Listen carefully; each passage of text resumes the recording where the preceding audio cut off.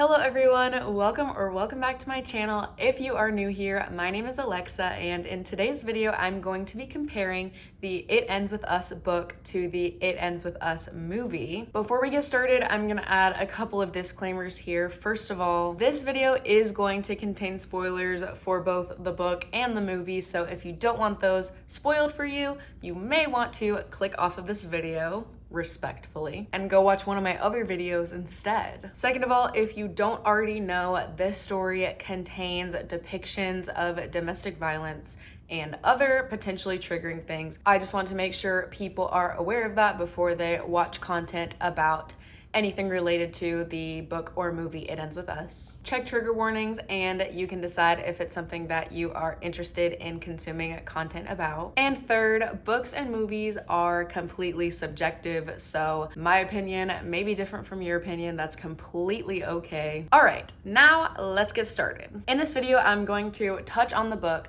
touch on the movie, talk about how accurate / true the movie is to the book. I'm gonna talk about things that change from the book to the movie, and I'm also gonna talk about which one did certain things better than the other. So let's actually get started now. So the It Ends With Us book by Colleen Hoover came out in 2016. It is 367 pages, and I believe it has a 6-page afterword from the author. At this point in time, I have now read this book twice. I don't remember what year I first read this book. I really wish I could remember, but I want to say it was somewhere between 2018 and 2022. I think at the time I had rated it 4 stars or somewhere around there. This book is nostalgic to me for many different reasons. The main reason just being that this is one of the books that catapulted me into reading and my adult life post-college. I used to really enjoy reading as a kid, but as assigned readings got more rigorous throughout my schooling, it just reached a point where it wasn't fun for me anymore. But then after I graduated college, this was the book that kind of turned things back around for me and made me enjoy reading again. And I do feel like this is possibly one of the main reasons that this book is so popular, despite so many people saying that it's bad. Listen, I never said it was actually good, but I did say that it got me back into reading. There's so many different opinions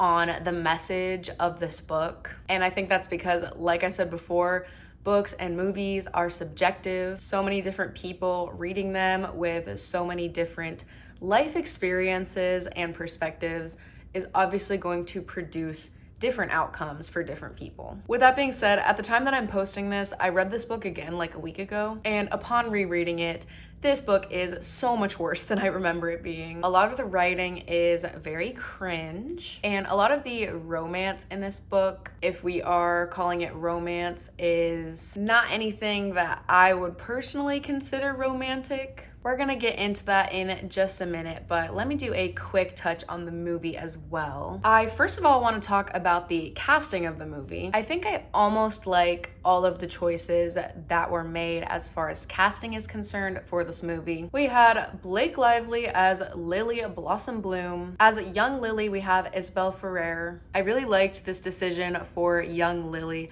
I feel like this girl looks so much like what a younger Blake Lively would look like. For Ryle Kincaid, we have Justin Baldoni. We also have Jenny Slate as Alyssa, which is Ryle's sister. I feel like she had the best performance in the movie, in my opinion, which is really surprising to hear myself say because I thought I was going to like Blake Lively's performance the best because I am a huge Gossip Girl fan, but I think Jenny Slate was the best actress in this movie. And then for Atlas Corrigan, we have Brandon Sklenar. And then for young Atlas, we have an actor named Alex, and I do not know how to say his last name, so I'm gonna put it here on the screen so that I don't say it horribly incorrectly. I feel like the Atlases cast for this movie don't look anything alike, and whenever they showed the older Atlas on the screen for the first time, it did not click for me that it was Atlas. It took me like a second to realize that this was supposed to be older Atlas. Moving on to how accurate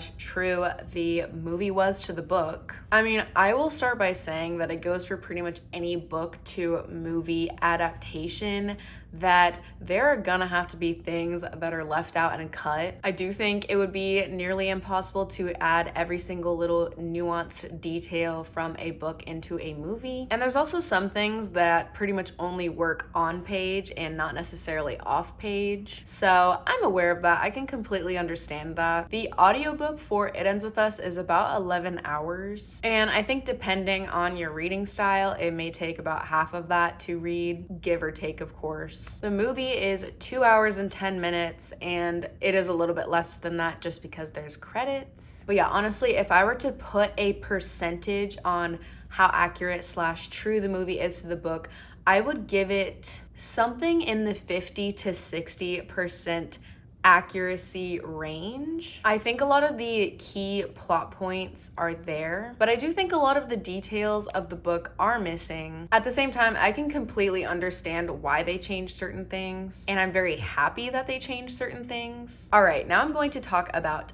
5 key things that I noticed that changed from the book to the movie. I mean, I definitely noticed more than 5 things that were different, but at the same time, I don't have all day to sit here and talk about every single little thing that is different. So I'm gonna talk about the 5 main things that really stood out to me initially. The first and most obvious thing that is missing from the movie that is in the book is the Ellen diaries. In the book, Lily writes diary entries in the form of letters to Ellen DeGeneres because she is a huge Ellen fan. In the book, this is the format in which we get flashbacks to younger Lily. Older Lily is going through her old journal and reading the entries that she wrote to Ellen. And as a reader, you are basically reading the entries, which tell stories of younger Lily. In the movie, they have pretty much cut out almost anything related to Ellen DeGeneres, and that is not surprising for obvious Ellen DeGeneres discourse. So like, I'm not shocked that they took it out, and I'm also not mad that they took it out because I found that really strange and weird that she did that. Like, I love Taylor Swift, but I also don't address every single one of my journal entries to her. I just think it's kind of weird personally. Like, if you do that, good for you, but I am really glad that they ended up changing this. And the way that they changed this was basically just giving us very classic movie flashbacks to younger Lily. We have different actors to differentiate when we are in the present and when we are in the past, so that kind of does the job just the same as the Ellen diaries do. The second thing that was missing was a handful of characters. We have Lucy's roommate, and while she's not a super significant character in the books, I feel like them having cut her out of the movie changed a lot of the living situations in the movie, which were almost all completely different from the book. So I did find that a little strange. And another character that was missing was Devin, which is one of Lily's work friends. In the book, she has some sort of job. And I feel like because they cut this work friend out, Lily now in the movie is just kind of unemployed until she opens up her flower shop. I mean, maybe she did have a job, I just don't remember that being shown or told on screen. And lastly, for the missing characters, this isn't really a missing character. I just want to say that even though Lily's mom is in the movie, she has this whole kind of story that is very fleshed out in the book that I feel like was cut very short in the movie. And I feel like the mom's story is pretty significant in the sense that Lily aspires to break the cycle of DV, but we're not really shown a lot of the story of the mom. I feel like that was kind of important, and they did end up leaving that out. So even though the mom was in it, I was a little bit disappointed with her character. The third thing that was left out was Ryle going on a trip for 3 months to England. I feel like this was weird that this got left out because I feel like it's pretty important in the book, and I feel like it would have been super easy to show on screen a text that says 3 months later. See how easy that was? Like, they could have just time jumped it. I don't know. I just don't exactly understand why that was left out. Fourth thing is not actually something that was left out, but something that was just completely changed, was the reveal about what happened to Emerson, who is Alyssa and Ryle's brother. In the book, Ryle is the one who tells Lily what happened. And then in the movie, Alyssa is the one that tells Lily what happened. That just kind of makes me mad because I'm like, what kind of marriage is this where like you guys don't talk about your past with each other? They don't really know each other. They don't really know anything about each other. It just kind of bothers me. And the fifth thing that is missing / kind of just changed from the book to the movie is that Atlas's restaurant in the book is named Bibbs, which I believe stands for Best in Boston. I guess I'm not really sure what the S is for. Maybe just because Bib would be a weird name. In the movie, the restaurant is named Roots. Atlas and Lily have this whole thing about how like everything's better in Boston, and so I can see why like the original name is kind of cute and connects Lily and Atlas. But at the same time, I feel like Roots is a way better name for a restaurant. And the reasoning behind that name is that I guess they garden together. And so like, I still feel like it connects them in the same way. It was just a little bit jarring that they would leave Lily's flower shop the same name, but then they'll change Atlas's restaurant to a different name. Anyways, I digress. Let's talk about which did certain things better. First of all, the Ellen Diaries / Young Lily flashbacks. The movie obviously wins with this. Second of all, as far as the ways that DV is depicted within the book versus the movie, I feel like it is so unnecessarily graphic in the book. And I feel like with the movie, they at least attempted to be more tasteful with it. So I feel like in a broad sense, the movie yet again wins with this one. Next, I think as far as the characters go,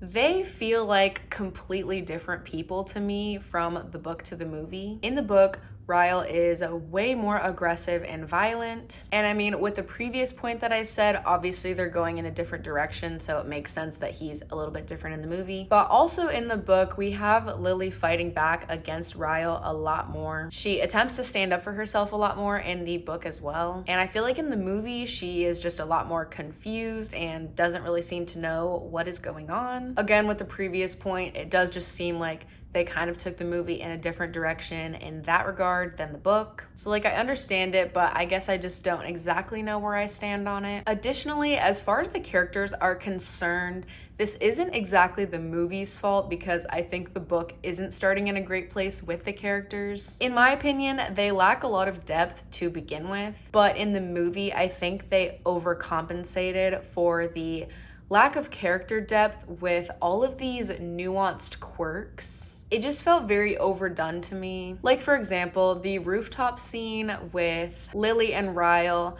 For no good reason, Lily is laughing at almost every single thing that Ryle says. All of her outfits remind me of outfits that I would have seen Rocky and Cece wear on Shake It Up. And the way that the Atlases, young and old, just didn't really seem to match up well for me. A lot of that type of stuff just kind of took me out of the story, and I kind of wish it would have been toned down a little bit. So for all of those reasons, I think for that point, the book wins. Fourth, Boston is so important in this story. I've never been to Boston, but when I read a good book about a place that I've never been, I want to feel like I have been there. This book tells me almost nothing about Boston. And while I don't think the movie goes super out of its way to sell the fact that it is in Boston, I feel like the way that the movie brought to life all of the different locations from the book was really well done. So I think in that regard, the movie is gonna win. And lastly, the overall storytelling impact of the book versus the movie. I think the movie cut out a good amount of